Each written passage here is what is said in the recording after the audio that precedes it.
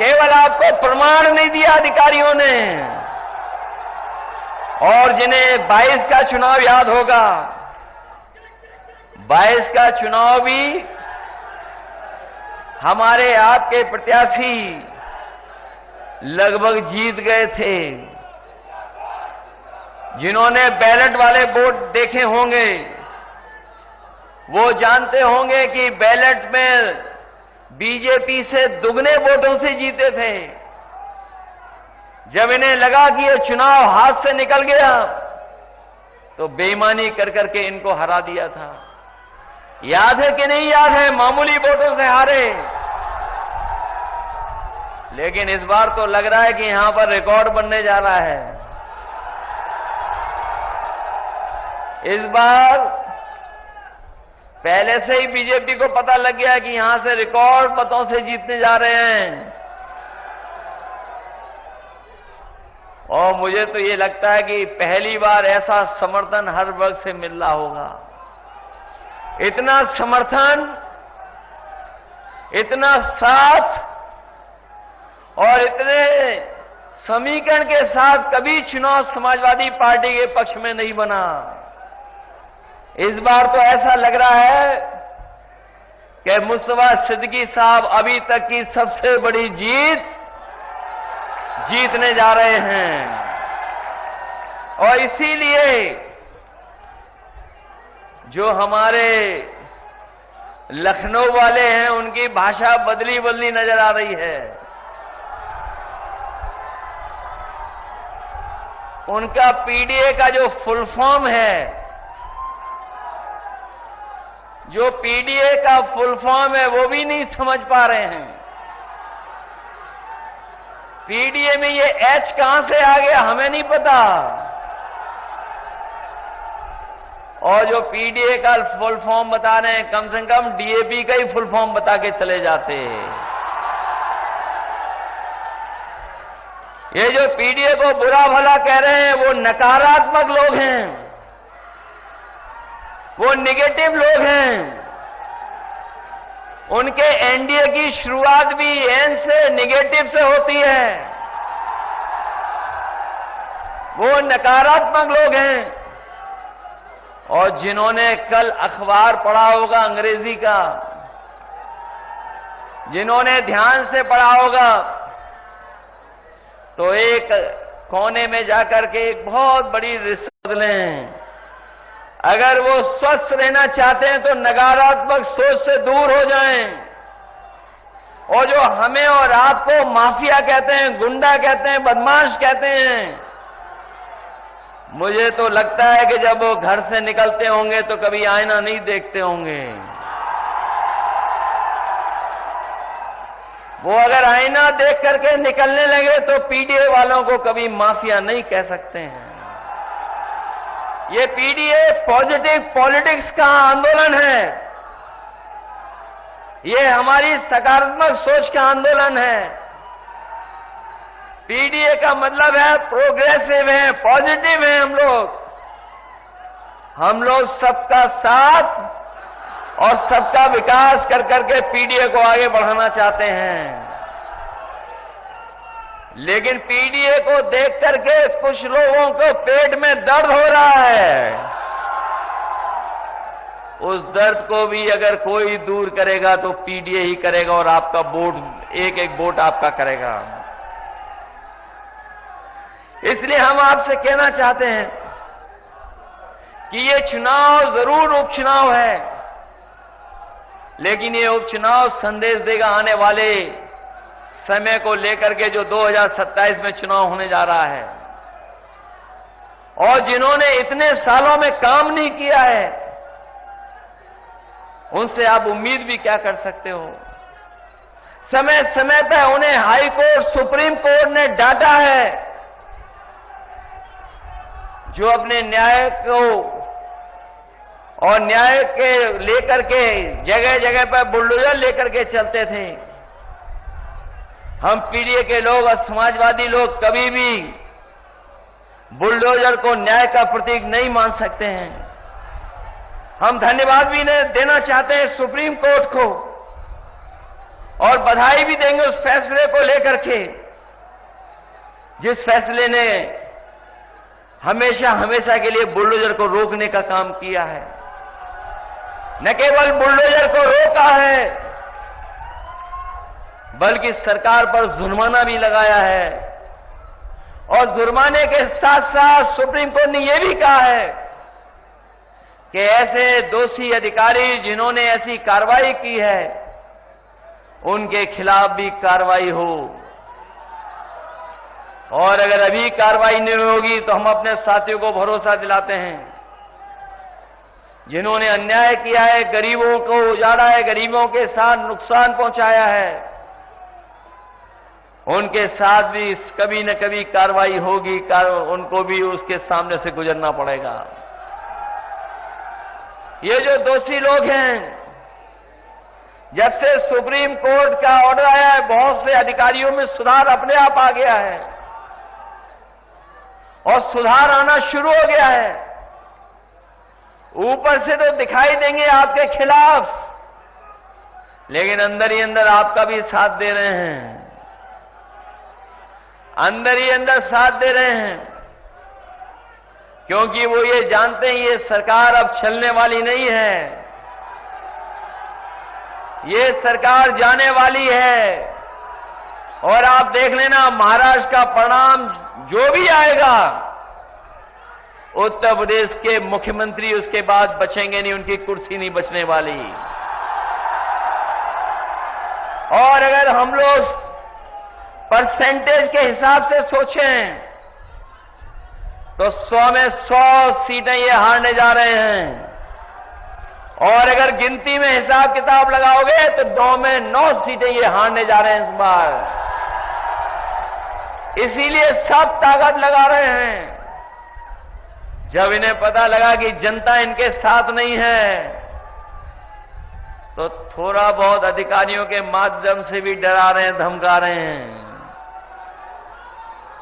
लेकिन वो जानते हैं जनता का जो समर्थन है उससे न केवल सरकार डरी हुई है बल्कि उनके भाषण सुनोगे तो वो खुद भी हिले। उपलब्धि यही है कि किसानों को संकट में डाल दिया, नौजवानों की नौकरी और रोजगार छीन लिया, महंगाई बढ़ा दी। जहां त्योहारों पे हम लोग खुशियां मनाते थे, इस बार दुखी होकर के त्योहार मनाना पड़ा। जो मिठास थी वो त्योहारों की मिठास छीन ली सरकार ने और महंगाई कहां पहुंचा दी। महंगाई आज भी बढ़ती चली जा रही है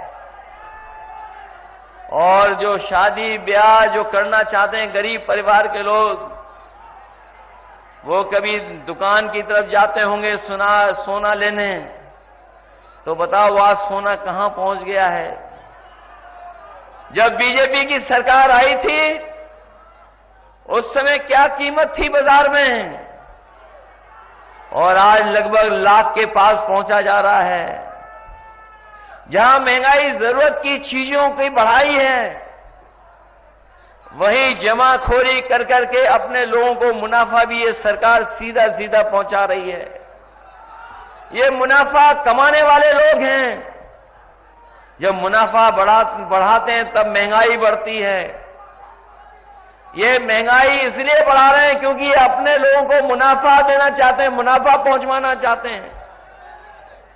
इसलिए उस चुनाव में हम आपसे सहयोग और समर्थन मांगने आए थे।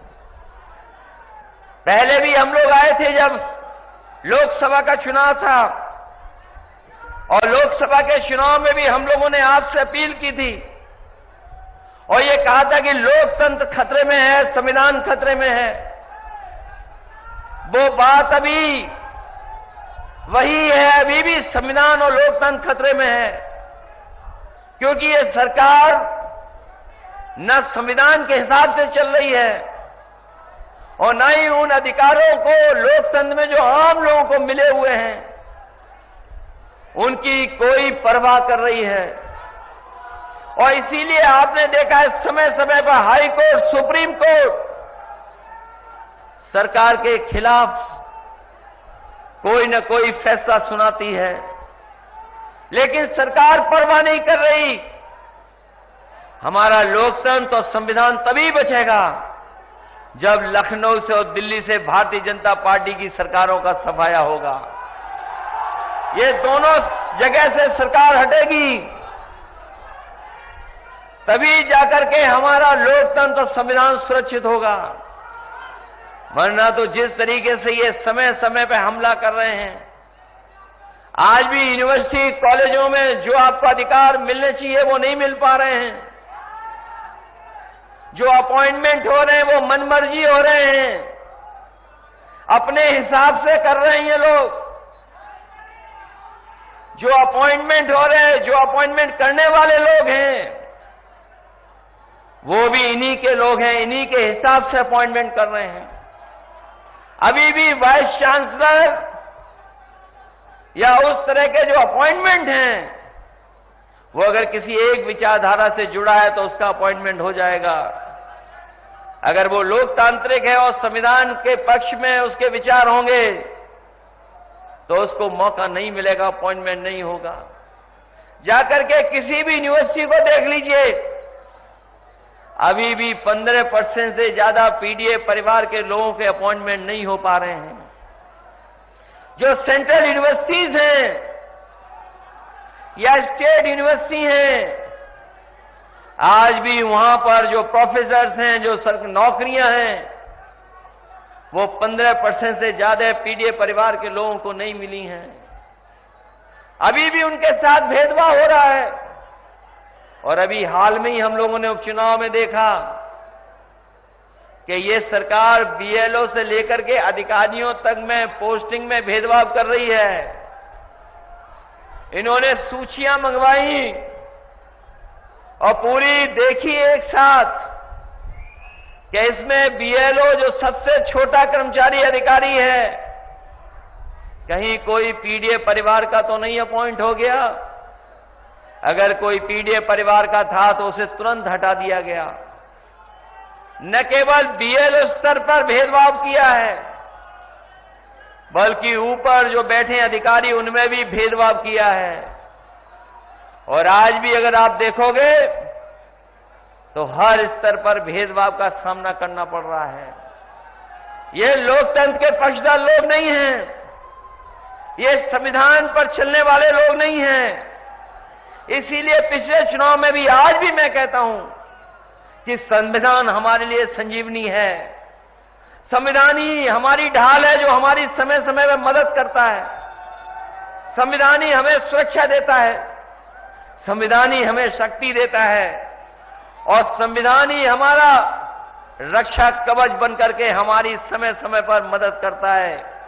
ये वही संविधान है जो बाबा साहब भीमराव अम्बेडकर जी ने दे करके हमारे आपके अधिकारों को सुरक्षित बनाने का काम किया है। और मैं कहना चाहता हूं कि संविधान और हमारा पीडीए की लड़ाई लगातार चलती रहेगी जब तक हम लोगों को सम्मान नहीं मिलेगा, हक हमें नहीं मिलेगा। लगातार हम लोग इसी रास्ते पर चलते रहेंगे। इसलिए हम आपसे जरूर ये उपचुनाव में कहने आए हैं कि ये कोई चुनाव मामूली चुनाव नहीं है। पूरी ताकत भारतीय जनता पार्टी लगाए हुए है। अपने सभी नेताओं को, जो बड़े बड़े नेता हैं, उन्हें भी भेज रही है। कई ऐसे लोग भी आ रहे होंगे मैदान में जिन्हें कुछ मिलना ही नहीं है कभी, और जो बड़ी बड़ी बातें कर रहे हैं, जो वो बड़ी बड़ी बातें कर रहे हैं, हमें और आपको कभी कभी माफिया अपराधी कहते हैं। अगर इलाहाबाद और प्रयागराज की केवल 2 घटनाओं की जांच हो जाएगी तो भारतीय जनता पार्टी से लेकर के बहुत सारे अधिकारियों की अपने आप पोल खुल जाएगी। ये जो लोग जो बड़ी बड़ी बातें कर रहे हैं, समय आने पर इनकी पोल भी खुलेगी, कोई बचा नहीं पाएगा इनको। और जिस तरीके से अधिकारियों के माध्यम से चुनाव में हेरा फेरी या परिणाम में फेरबदल किया जाता है, हम लोगों को याद है पिछले लोकसभा चुनाव में कई सीटें हम लोग जीत गए होते, लेकिन इनके अधिकारियों ने और मिलकर के कुछ लोगों ने हेरा फेरी की, जिसकी वजह से कुछ सीटें हम लोग मामूली वोटों से हार गए। लेकिन इस बार हमारा कार्यकर्ता सावधान भी है और मैं आपको सावधान भी करने के लिए आया हूं कि आप लोग पूरी जिम्मेदारी के साथ, पूरी सावधानी के साथ अपना वोट डालने का काम करना। और अगर ये रोके भी आपको तो ऐसा तो नहीं है कि आप लोग वोट डालने के लिए रुक जाओ।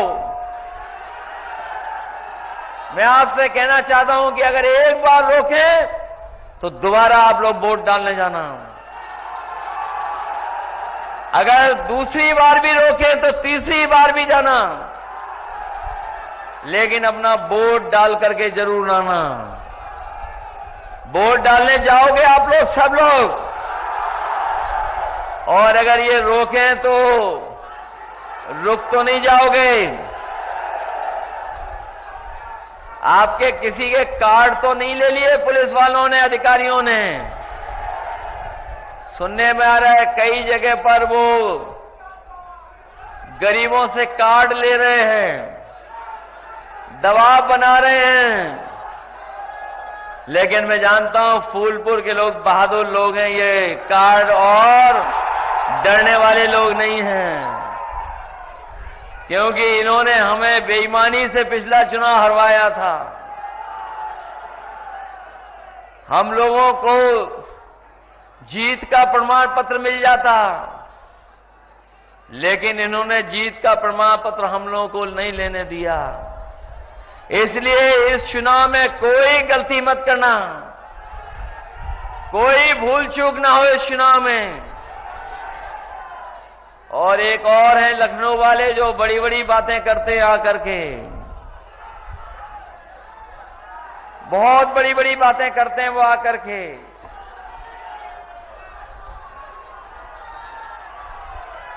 लेकिन इस बार तो प्रयागराज के नौजवानों ने ये संदेश दे दिया है और जो आंदोलनकारियों ने एकदम संदेश साफ कर दिया है, और जो माहौल बना है वो योगी बनाम प्रतियोगी माहौल बन गया है। और हमारे मुख्यमंत्री जी तो बहुत पढ़े लिखे हैं, बहुत जानकार हैं, और इतने जानकार हैं कि सब उल्टा पुल्टा करते हैं।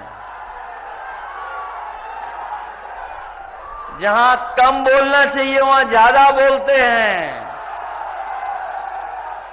और इसीलिए कम बोलने की हमारे धर्म में पुरानी परंपरा रही है। इसीलिए हमारे आपके धर्म में मौनी बाबा भी होते हैं,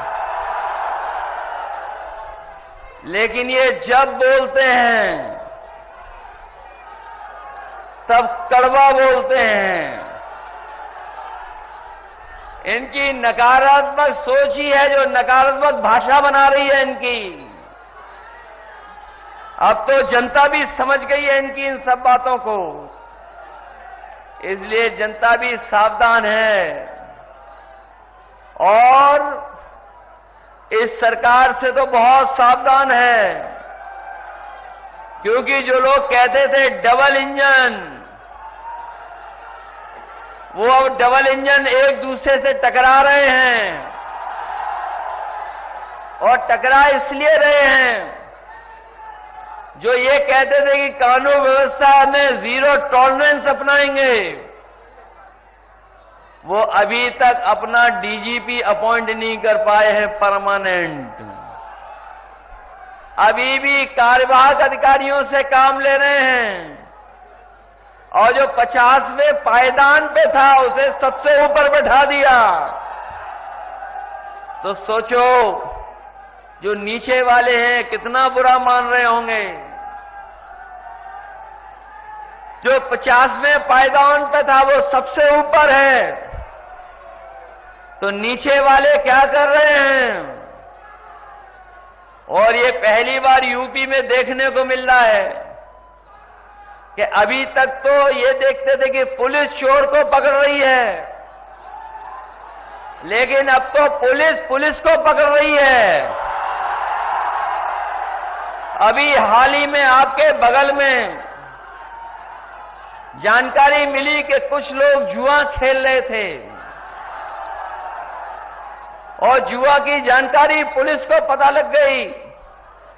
उनका एक अधिकारी गया और पूरा पैसा भर ले गया,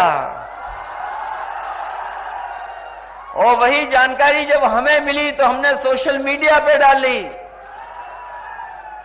उन्होंने कहा कि नहीं, ऐसी कोई घटना नहीं हुई है, लेकिन हम अपने पत्रकार साथियों का धन्यवाद देंगे। ये भी बहुत खोजी होते हैं, ये भी कहीं से सीसीटीवी की फुटेज निकाल के ले आए और उन्होंने भी सोशल मीडिया चैनल पे चला दी, और देखने को मिला कि वही पुलिस के अधिकारी है, बैग लेकर के जा रहे सीसीटीवी कैमरे के अंदर। बाद में सस्पेंड होना पड़ा। न केवल ये एक घटना है, बल्कि हमारे बलिया और गाजीपुर के लोग जानते होंगे, एक थाने की कमाई लाखों में थी प्रतिदिन कमाई लाखों में थी, लाखों में। कोई कहता था 5 लाख, कोई कहता था 10 लाख, कोई कहता था 15 लाख। उसकी कमाई को रोकने के लिए एडीजी और बड़े बड़े अधिकारियों को जाना पड़ा, और जब छापा पड़ा उस थाने पर तो पुलिस भाग गई और पैसा भी बरामद हुआ है। सोचिए, ये है पुलिस जीरो टॉलरेंस वालों की। और मैं आपसे ये भी कहना चाहता हूं, जो महिलाएं और बेटियों की सुरक्षा की बात कर रहे हैं, पूरा रिकॉर्ड उठा करके देख लें आप। इतनी महिलाएं बेटियों ने कभी आत्मदाह करने की कोशिश नहीं की होगी जितना भारतीय जनता पार्टी की सरकार में हो रही है। और अगर मुख्यमंत्री जी ये कहते हैं कि समाजवादी सरकार में ये घटनाएं होती थी, तो कम से कम उन पर कोई आधार तो होगा, कहीं से आंकड़े तो लाए होंगे। अगर हम आंकड़े देखेंगे एनसीआरबी के, तो सबसे ज्यादा असुरक्षित अगर कहीं महिलाएं और बेटियां हैं तो वो उत्तर प्रदेश में, वो भी बीजेपी की सरकार में। और अभी आपने अखबार पढ़ा होगा, लखनऊ में आत्मदाह बेटियां न करें, महिलाएं न करें, उसके लिए अलग से एक फोर्स का गठन हुआ है। सोचिए, जिस सरकार को अलग से फोर्स का गठन करना पड़ रहा हो, और वो फोर्स का गठन इसलिए हो रहा है क्योंकि थाने और तहसील पर कोई सुनवाई नहीं है। गरीब जाए तो कोई सुनवाई उसकी नहीं है, कहीं न्याय नहीं मिल रहा है। और जो अच्छी योजनाएं हम लोग चला रहे थे, उन योजनाओं को भी इन्होंने बंद कर दिया, बिल्कुल खराब कर दिया। ये जो पुलिस के लिए हम लोगों ने 100 नंबर वाली व्यवस्था दी थी, जिससे हमारी पुलिस गांव में जाकर के मदद करे गरीबों की, किसी को थाने में ना आना पड़े, लेकिन इस सरकार ने सब कुछ उल्टा पुल्टा कर दिया। सुनने में आ रहा है, जब से ये नंबर बदला है 100 से 112, न केवल लूट बढ़ी है, बल्कि जो घटना पर जो सूचना मिलती है उसे पकड़ करके थाने में ला करके और लूटने का काम हो रहा है। सोचिए, ये है कानून व्यवस्था, ये है इनका काम करने का तरीका। मैं न केवल 2-3 घटनाएं बताई हैं मैंने, आए दिन ऐसी घटनाएं उत्तर प्रदेश में होती जा रही हैं। क्योंकि ये सरकार गरीबों की नहीं है, ये सरकार बड़े लोगों की है, उद्योग लगाने वालों की भी नहीं, बड़े बड़े उद्योगपतियों की है। और उनको मुनाफा पहुंचा रहे हैं। न सरकारी नौकरियां हैं, न रोजगार है, न काम है। इस सरकार ने सबके साथ भेदभाव कर करके धोखा देने का काम किया है। इसलिए इस चुनाव में आप मदद करिए हम लोगों की, और जो वस्त्र पहन करके हमें और आपको धोखा दे रहे हैं, इनको सबक सिखाइए। क्योंकि कोई वस्त्र से नहीं बनता योगी, अपने विचारों से योगी बनता है, बातचीत से योगी बनता है। और ये जो नारा लेके आए अंग्रेजों वाला, ये नारा अंग्रेजों का था, डिवाइड एंड रूल। ये नारा अब चलने वाला नहीं है। इस नारे को सब समझ गए हैं।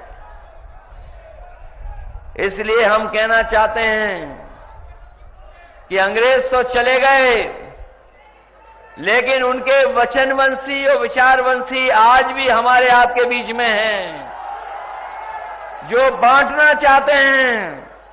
पीडीए जोड़ना चाहता है, हम जोड़ करके इनको हराने का काम करेंगे।